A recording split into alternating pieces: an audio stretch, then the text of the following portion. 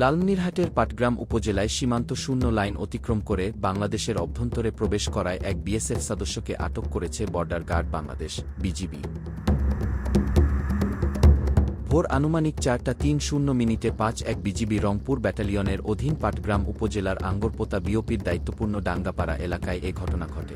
BGB সূত্র জানায়, সীমান্ত পিলার ডিএমপি ১৭S এর নিকটে ভারতীয় গরু ধাওয়া করার সময় ১৭৪ অর্জুন বিএসএফ ক্যাম্পের সদস্য কনস্টেবল বেদ প্রকাশ নং ২১৩৬০০১৭৮ লাইন অতিক্রম করে বাংলাদেশের প্রায় ২০০ গজ ভেতরে প্রবেশ করেন। এ সময় বিজিবির টহলদল তাকে আটক করে আঙ্গরপোতা বিওপিতে নিয়ে যায়।